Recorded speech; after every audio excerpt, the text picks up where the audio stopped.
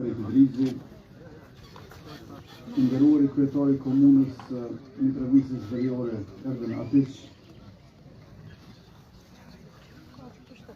të nderuar deputet të Kuvendit të Republikës, të nderuari kryetari i AOK-s Zoti Haradinaj,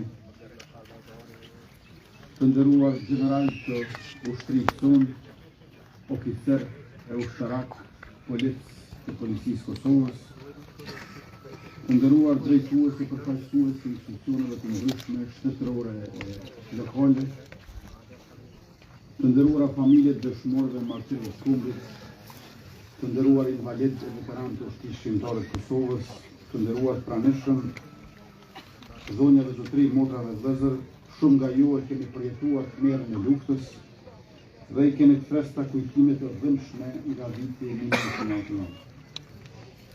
Në prill të atij viti, banorët e fshatrave të Vushtrës dhe zonave përreth dëbuheshin nga shtëpitë e tyre dhe kërkonin vende që dukeshin më sigurt. Shpresonin për mbijetesë duke u strehuar në zonat për studimes deri muajin maj.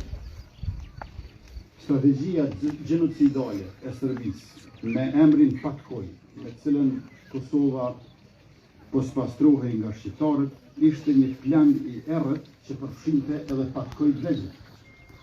Një prej tyre ishte edhe këtu në Vushtrë. Fshatrat u vunën në rrethim, banorët u dëbuan me dhunë nga shtëpitë e pasuria u plagëshit. Forcat policore ushtarake të regjimit në Bolsheviqit u vunë zjarrin fshatrave përreth dhe arritën deri në studime tepër. Në mbrëmjen e 2 muajit 1999, forcat kriminale serbe filluan terrorin sistematik ndaj popullatës civile shqiptare, e cila po lëvizte aty në kolon nga fshati studime e poshtme në studime të epërt. Brenda 2 orësh, 116 shqiptarë u vronë mizërisht, burra, gra, pleqe, fëmijë, nga shumica e fshatrave Shalës dhe rrethit Vushtrës. Në mëngjes, gratë dhe fëmijët i dëbuan për Shqipëri, ndërkaq burrat i dërguan në burgun famkeq në Mërkovicës, ku kaluan në përtrajtim njerëzor, rrahje e torturë. Ushtarakët serb kishin tentuar të kthehen për t'i marrë trupat e të vrarëve, por fal ushtrisë shqiptare të Kosovës nuk ja doli. Ata bashkë me fshatarët e mbijetuar në male i kanë varrosur për 3 ditë rresht.